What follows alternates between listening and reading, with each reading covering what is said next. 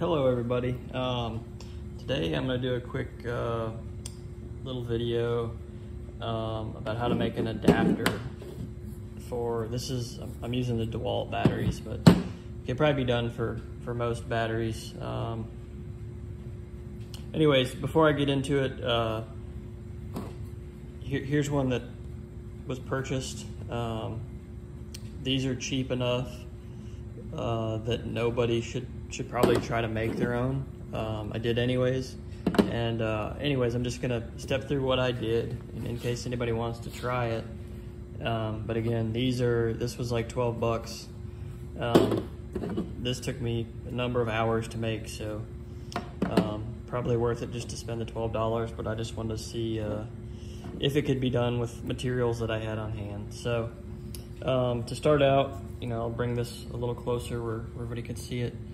So really what this is just a bunch of, I don't know if it's acrylic or polycarbonate. It was actually an old indoor basketball backboard that had broken, but I still had a large section of it. So if you look down, you can see individual layers of the plastic that I cut out. So, and then of course on top, I've got the notch for the Dewalt battery. So really what I did was I started with this top piece. I kind of just laid it on top of the battery, made my layout where the cutout should be, and then if you look alongside the battery, I pretty much just kept inserting pieces of plastic and cutting them to kind of follow the profile of the battery. So anyways, this is kind of what I ended up with. You can see the middle one is, I will say middle. The second one down from this side, fourth one up from this side, kind of insets a little bit more to catch this groove in here. And then everything else is kind of reliefed to go around this, and then inside here there's some other little areas that you have to cut out. Anyways, that's what I did. It took me a little while to do, but kind of an interesting little project. So I also have a little piece of gasket in here to kind of fill the void where the wires come out.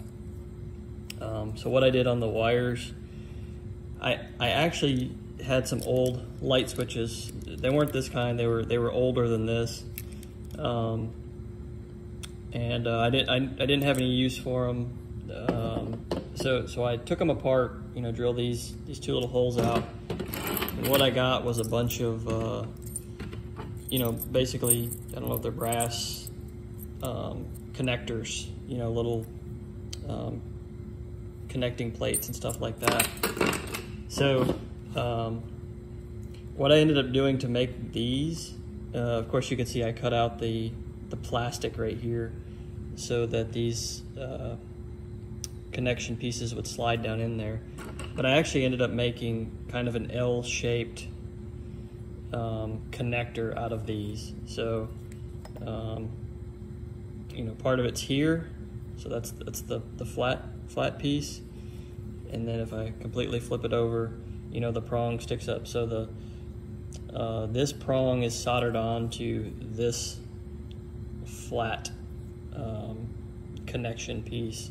And then again, they're inserted between two of these pieces of plastic. So I did one up real quick. I just soldered it together real quick. This isn't what I used.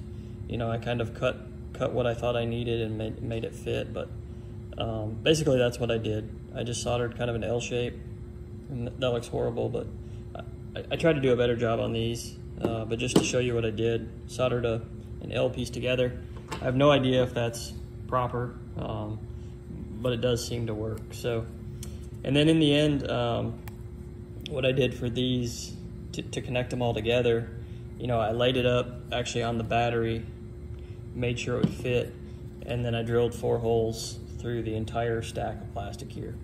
On this bottom piece of plastic, I tried to do a little bit of a countersink so those flathead screws would fit as flush as possible and not get in the way.